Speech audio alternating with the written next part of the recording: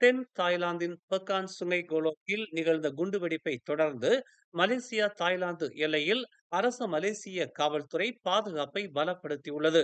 நராத்திவாத் மாகாணத்தில் நிலைமையை உன்னிப்பாக கண்காணித்து வருவதாகவும், நிலைமை பாதுகாப்பானதாக கருதப்படும் வரை கடுமையான பாதுகாப்பு நடவடிக்கைகளை அமல்படுத்தி உள்ளதாகவும் காவல்துறை தலைவர் தான் ஸ்ரீ ரசாடின் ஹுசேன் தெரிவித்துள்ளார்.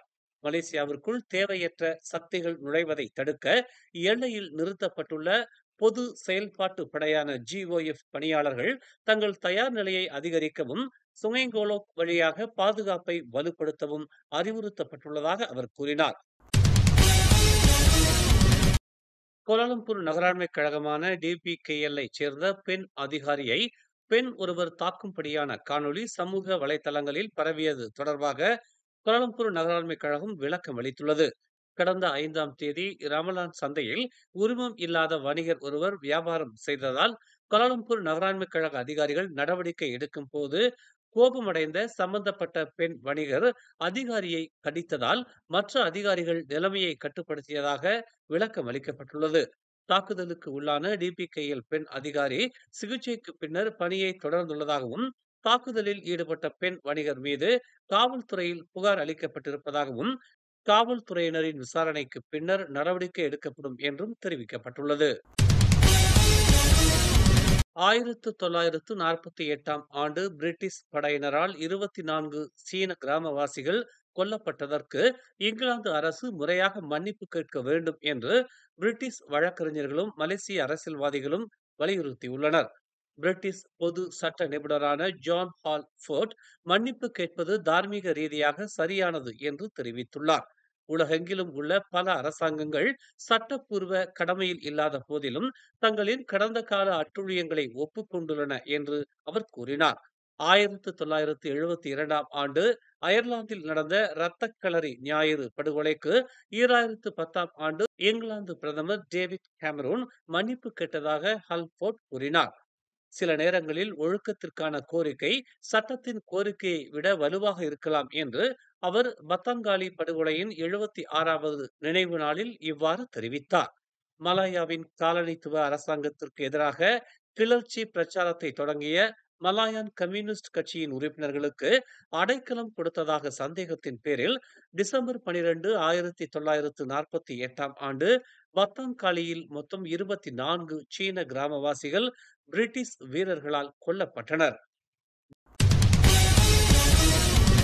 ஏரா FM வானொலி நிலையத்தைச் சேர்ந்த அறிவிப்பாளர்கள் இந்துக்களின் உணர்வுபூர்வமான காவடி சடங்கை கேலி செய்த செயலுக்கு ஆதரவாக சர்ச்சைக்குரிய சமய போதகர் ஜம்ரி வினோத் தனது முகநூல் பதிவில் காவடி ஆட்டத்தை மேலும் கொச்சைப்படுத்தும் விதமாக பேய்களின் ஆட்டம் என்று வர்ணித்திருந்தார். இது இந்துக்களிடையே பெரும் கொந்தளிப்பை ஏற்படுத்திய நிலையில் ஜம்ரியின் அந்த பதிவை Facebook நிறுவனம் நீக்கி உள்ளதாக தெரிவித்துள்ளது. ஜம்ரியின் பதிவு குறித்து செயலற்றதாக தெரிகிறது என்று கேள்வி எழுப்பிய ஜெலுத்தோங் நாடாளுமன்ற உறுப்பினர் RSN ராயரின் அறிக்கைக்கு பதிலளிக்கும் விதமாக மலேசிய தொடர்பு மற்றும் பல்லூடக ஆணையமான MCMC இதனை தெரிவித்தது. கடந்த வெள்ளிக்கிழமை இந்த விவகாரம் தொடர்பாக பல போலீஸ் புகார்கள் பதிவு செய்யப்பட்ட பிறகும் ஜம்ரியின் பதிவு ஏன் MCMC அல்லது காவல்துறையால் அகற்றப்படவில்லை அல்லது தடுக்கப்படவில்லை என்று ராயர் கேள்வி எழுப்பியிருந்தார்.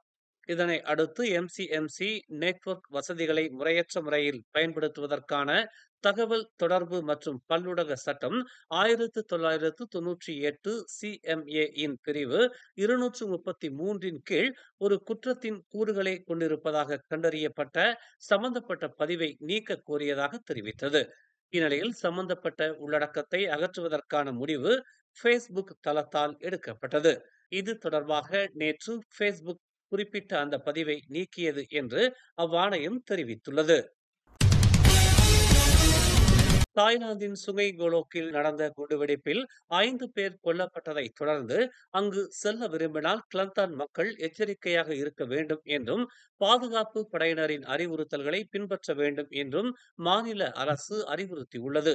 இது போன்ற வருகைகள் ஆபத்தானதாக இருக்கலாம் என்று கிளந்தான் துணை மந்திரி விசார் ஃபட்ஸ்லி ஹசான் தெரிவித்துள்ளார். ஒவ்வொரு ரமலான் மாதத்திலும் ஏராளமான கிளந்தான் மக்கள் உணவு வாங்கவோ அல்லது குடும்பத்தினர் மற்றும் நண்பர்களுடன் நோன்பு துறக்கவோ சுங்கை கோலோக்கிற்கு செல்வது வழக்கம். எனவே இந்த முறை மக்கள் தங்கள் பாதுகாப்பை மனதில் கொண்டு எல்லையை தாண்டி செல்வதா இல்லையா என்பதை முடிவு செய்வதில் எச்சரிக்கையாக இருக்க வேண்டும் என்று அவர் தெரிவித்தார். அலோஸ்டார் பெண்டாங் அருகே தெற்கு நோக்கி செல்லும் வடக்கு தெற்கு விரைவு சாலையின் கிலோமீட்டர் 71.4 தக்காளியை ஏற்றிச் சென்ற லாரி கவிழ்ந்ததில் தக்காளி பழங்கள் சாலையில் உருண்டோடின. பிளாஸ் போக்குவரத்து கண்காணிப்பு மையம் நேற்று காலை 10:30 மணியளவில் இந்த விபத்து குறித்து தகவல் அளித்ததாக பெண்டாங் மாவட்ட காவல்துறை தலைவர் கண்காணிப்பாளர் ரோஜி அபு ஹசான் தெரிவித்தார். முதல் கட்ட விசாரணையில் இந்த விபத்தில் ஒரு இழுவை லாரியும் ஒரு லாரியும் சம்பந்தப்பட்டிருப்பது கண்டறியப்பட்டது. சாங்லூனில் இருந்து ஸ்லாங்கூர் ஸ்லாயங்கிற்கு லோரியை இழுத்துச் செல்லும் போது இது நிகழ்ந்ததாக நம்பப்படுகிறது. இதனால் 6 கிலோமீட்டர் தூரத்திற்கு போக்குவரத்து நெரிசல் ஏற்பட்டது. மேலும் செய்திகளை தெரிந்து கொள்ள தமிழ் மலர் நாளிதழை பாருங்கள்.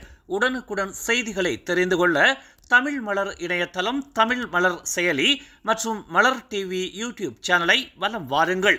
எங்களோடு இணைந்திருக்க மலர் டிவியை பதிவு செய்து கொள்ளுங்கள். உறவுகள் மகிழ்ந்திட விருப்பம் மற்றும் பகிர்வு சேவையை சொடுக்கிடுங்கள்.